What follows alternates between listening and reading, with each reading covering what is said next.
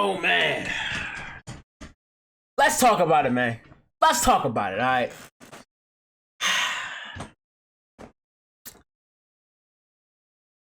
Yo, what's good? What it do, man? It's your boy CM2, and welcome back to the channel, man. Listen, we are here to talk about some trade rumors. Now, a few of y'all have asked me what are my thoughts on this, and I'm gonna give y'all my honest reaction. By the way, man, appreciate y'all for, you know what I'm saying, tuning into all my past videos, whether it's Madden and Ravens videos. I tell you all the time, man, I love each and every one of y'all, man. Without y'all being here, I would have nobody to talk to. So obviously, I love all y'all, man. Obviously, my Ravens flock, I love y'all the most. All right, that's just me being biased. Everybody else, I love y'all too, but I just, you know what I'm saying, I love the Ravens flock just a little bit more. Just a little bit more. Now, let's get straight to it, bruh. The Ravens might look to trade for Julio Jones if the price is right, per Jeremy Fowler, ESPN. Now, Julio Jones and the Baltimore Ravens trade rumors have started. I want to say probably a few weeks or kind of like a month before the draft. All right. A lot of people thought, you know, if we don't get a wide receiver in the first round, we could maybe trade some picks for Julio. Me personally, I never thought Julio was ever going to get traded before June 1st, because if I'm the Atlanta Falcons, I'm not taking that cap hit.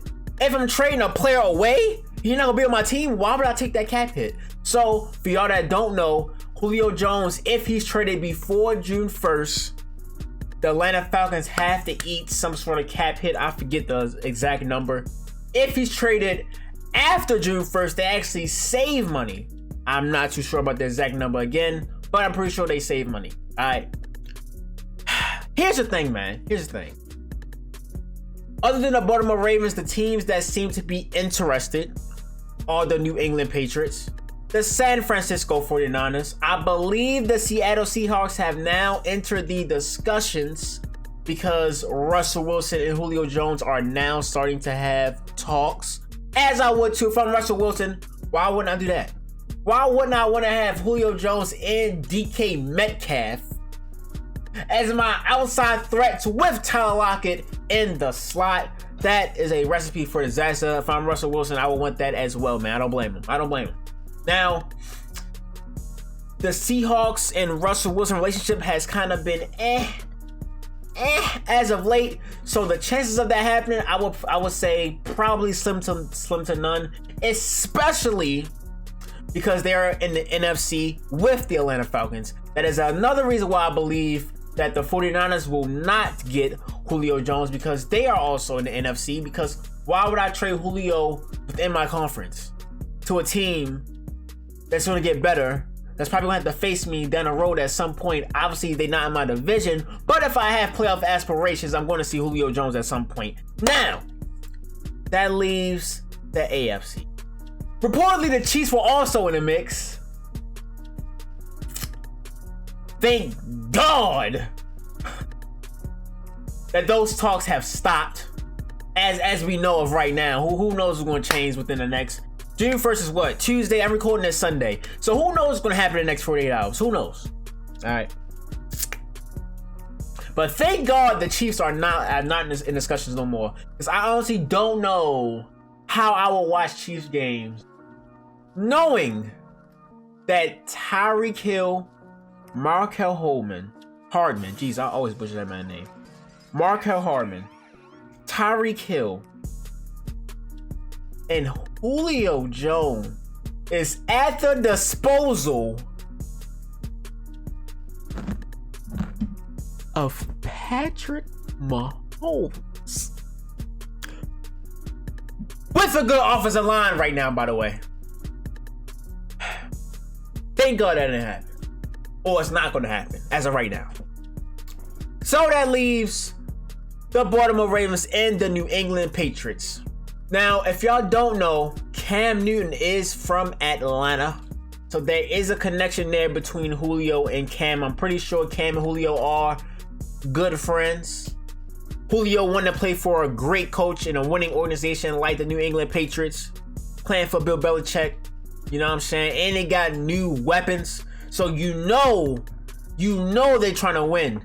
This ain't a rebuild mode. Obviously, they drafted Mac Jones, but right now, Cam is at the helm. And I know for a fact Julio will want to play with Cam and probably prefer Cam over Mac Jones right now in his career. Now, Julio has about 2 to 3 years left in his prime, so his win now mode is kind of like activated. Like he has to win a championship within the next 3 years, or it's going this all is going to be absolutely for nothing. Absolutely for nothing. Okay. He should have one already, by the way. All right. If the Atlanta Falcons didn't sell a 25-point lead against the said New England Patriots, but that's a story for a different day. That's something for a different day. The Patriots have the cap room to make this happen. They have the draft capital, if I'm not mistaken, to also make this happen if they were to trade picks. Okay. They could also trade Stephon Gilmore. That's on the, I wouldn't say the downside of his career. I would say on the backside of his prime. And his contract is coming up sooner rather than later. And Bill Belichick has a tendency of trading players away before they leave completely out of their prime and their contract is up. So don't be surprised if Julio Jones goes to the New England Patriots and in the package going towards the Atlanta Falcons includes Stephon Gilmore. Don't be surprised by that. Do not be surprised by that. I'm telling y'all right now, that's something that Bill Belichick does really, really often. Don't be surprised by that. Now, that leaves the Baltimore Ravens. I have mixed feelings about this. I'm gonna be honest with y'all. I have mixed feelings. On one hand, we have a young wide receiver core that, to be honest, as a whole, is actually kind of good. I ain't gonna lie, you feel me? You know what I'm saying? I cried on these videos, you know, these Ravens, you know what I'm saying, reporting videos for the last few months or so, semi-months, since way back, crying about the wide receiver core. And look what we have now. Hollywood, Rashad Bateman, Sammy Watkins, Tylan Wallace, excuse me, okay, Devin Duvernay, James Prochet, and the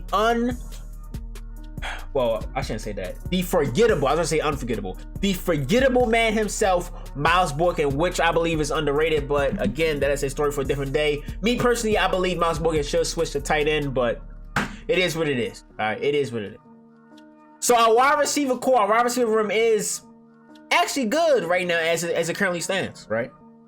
So with that being said, and the fact that we kind of don't have that much cap room to begin with. Now we do have cap room to make some moves or move, but for Julio Jones, we're gonna make something shake. We're gonna make a few restructures happen, okay? Maybe even restructure Julio contract itself. You never know if that was to happen, right? Bringing Julio Jones into a run-first offense with that many weapons. You just signed Sammy Watkins. You just signed him in free agency. You just drafted a wide receiver first in the first round. All right, with your first pick. So you got to play these guys alongside Hollywood, which I believe he will be in the slot majority of the time this year, which I believe he will excel at. That's what he's going to be great at. He's going to have a phenomenal year in the slot. You throw Julio Jones into the mix. Me personally, I believe he's the best wide receiver in the National Football League when healthy. When healthy, he's the best wide receiver in the league, right? You throw Julio into that mix, it's kind of like, you know what I'm saying? That's kind of, I don't know, in a run-first offense now.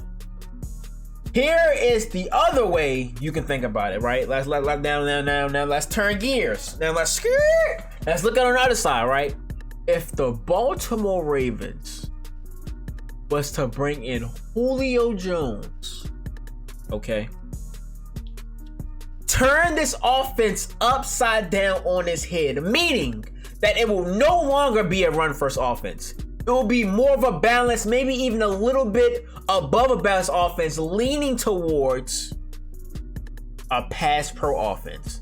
We do have T. Martin as the wide receiver coach. If y'all don't know, that's the same wide receiver coach and the trainer for Tyreek Hill and a few other great wide receivers in the National Football League, okay?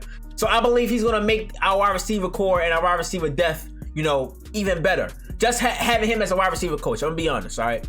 But having Julio in this offense, Julio Jones, Rashad Bateman, Hollywood, Sammy Watkins, Mark Andrews, J.K. Dobbins, okay?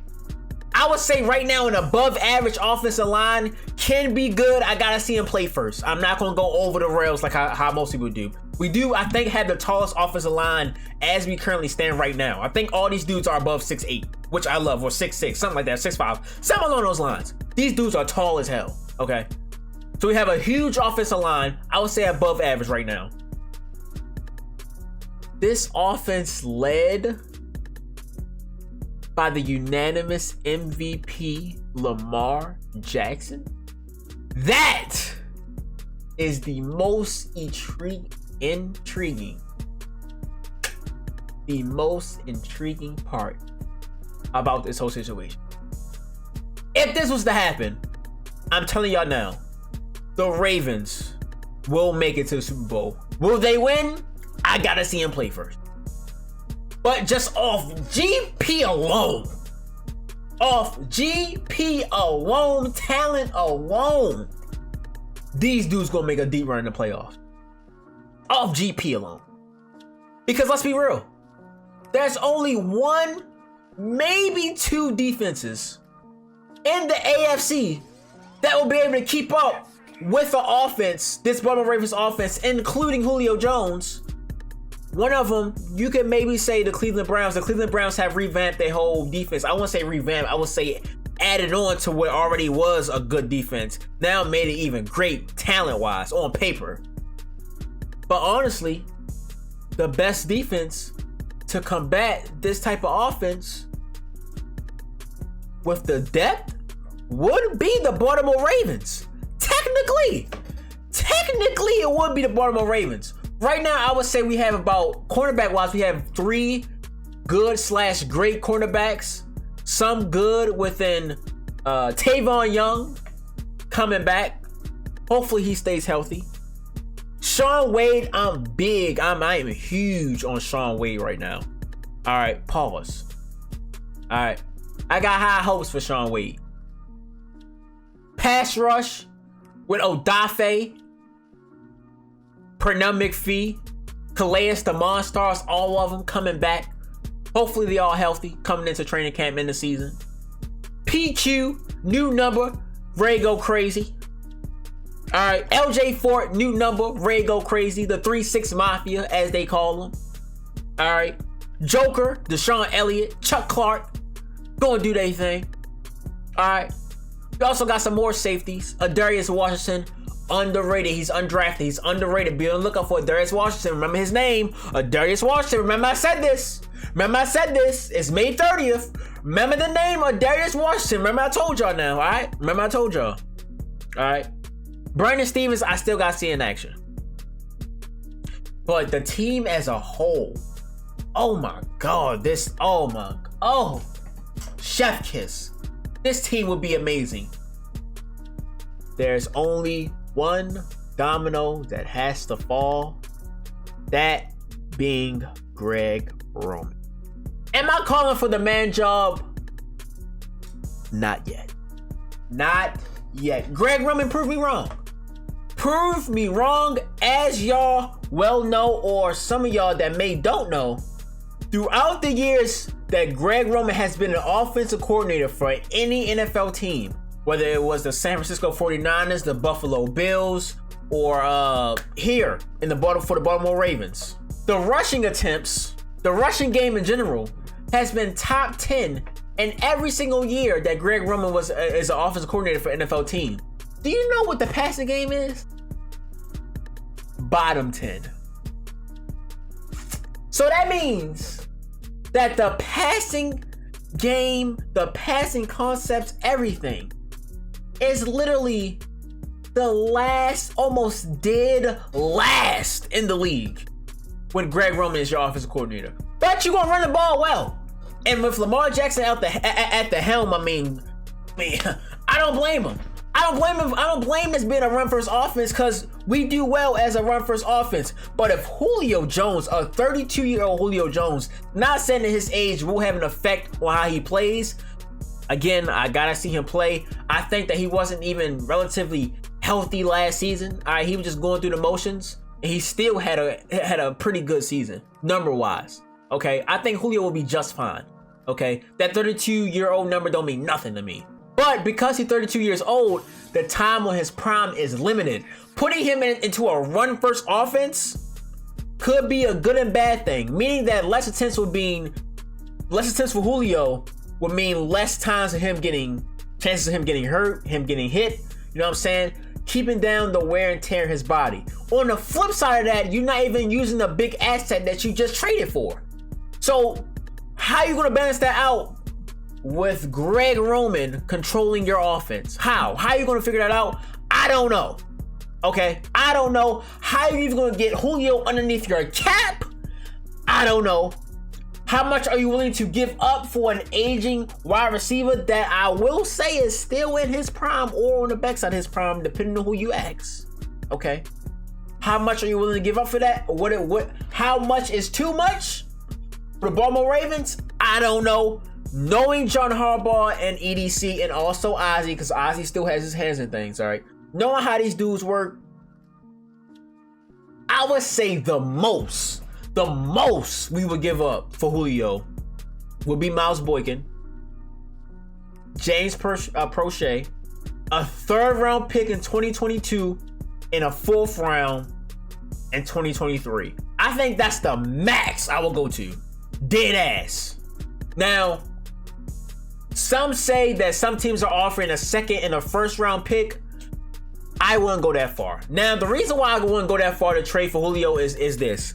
Obviously, we got to trade away some wide receivers because our wide receiver depth is going to be too much. Some guys going to have to go. I'm pretty sure Miles Boykin will be first on that list. And also James Prochet, one, due to the fact that James Prochet wears 11. Now, Julio could wear number 1 if he wants to, but I'm pretty sure he's going to stick to number 11. And also give James Prochet the chance, okay, in a pass pro offense to show what he can do.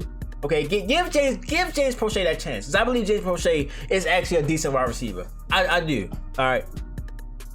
But it's just like, you know what I'm saying? Trying to get Julio underneath that cap and how much draft cap we trying to give up. Listen, if y'all don't know, man, the 2022 draft class is going to be crazy.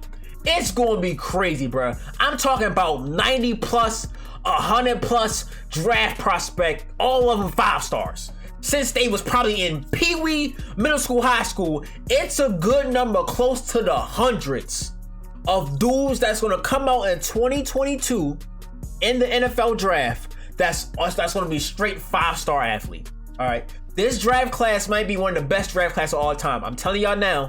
If y'all don't keep up with college football or draft prospects in general, I encourage y'all to do so. It's actually fun to do. All right, to look at the future of the league and how things will shape out later on. All right, it's actually fun to do. I recommend it for y'all. All right. So, 2022 draft picks are actually highly coveted right now, and due to the fact that a player that you draft within the draft, you're gonna have him in a contract for 4 to 5 years, and he's young.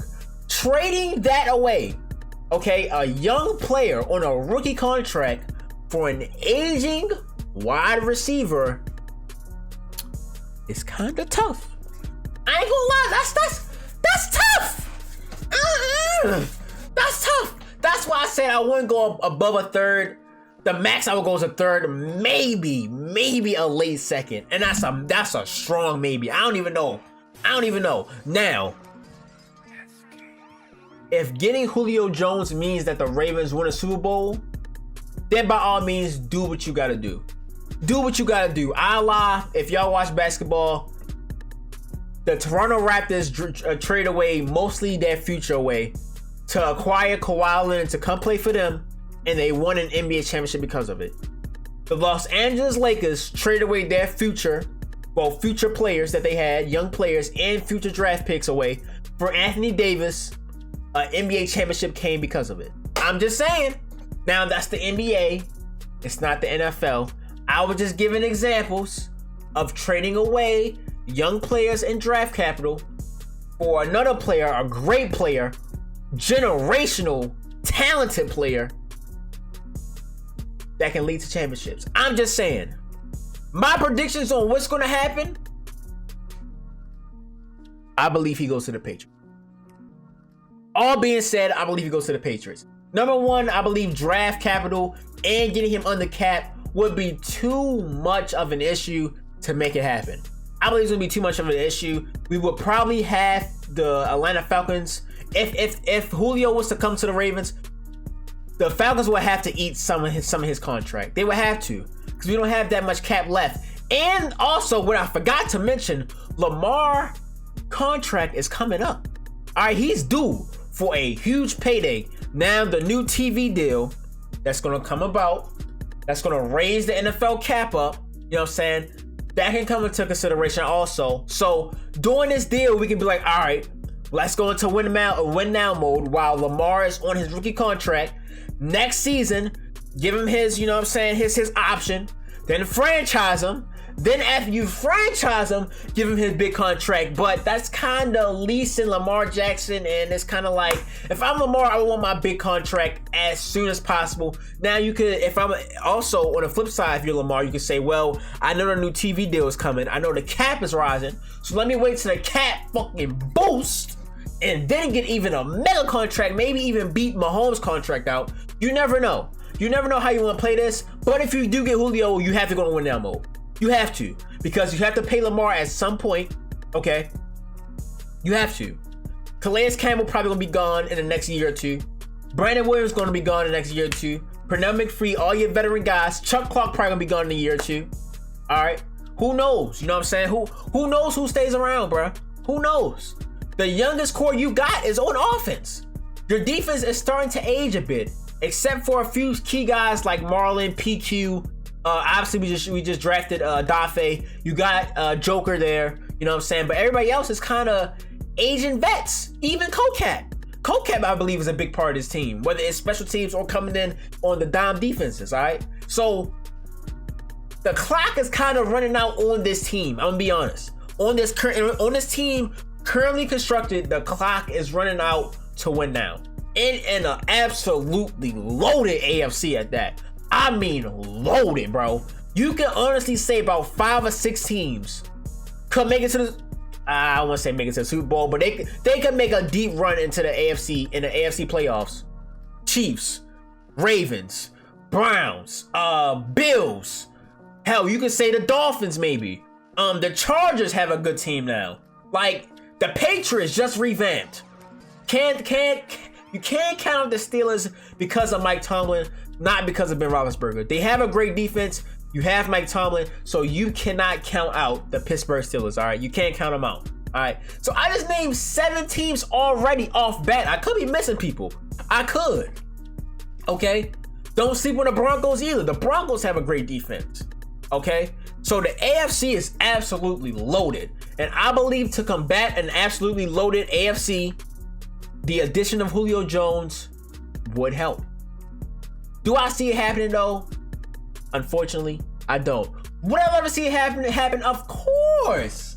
Of course. Why wouldn't I want to see that happen, bro? The Lamar Jackson to Julio Jones connection. Oh my God, that's must see. That's must see TV, man. All eyes on Baltimore for that, man. I love getting eyes on the city, man. I love getting eyes on the city, man. So that's my thoughts on it, bro. That's what I believe will happen in the next 48 hours. Once it happens, though, once the news break, I will be here talking about it, man. What team he goes to, man. Hey, leave down in the comment section, what team do you believe Julio Jones will go to? Because obviously he is out of there. He's not staying in Atlanta. All right. Okay, so, and me personally, I don't believe he'll stay in the NFC as well. All right. If I'm a team, why would I trade a generational talented player to another team within my conference? That was one of the main problems I had when the Ravens traded Orlando Brown Jr. to the Chiefs, especially for Patrick Mahomes. But again, That's the past. It is what it is. But hey, man, I appreciate you coming to the video. If you haven't already, like, comment, and subscribe to your boy. If y'all want more Ravens updates and more Ravens video, man, like the video and comment down below what you guys would want to see next. Obviously, I told y'all that once the Julio Jones news break, I will be here reporting it. You know what I'm saying? We'll talk about it, man. We'll talk about it. But hey, love and share one of y'all. Until next time, it's been your boy CM2. And I'm out.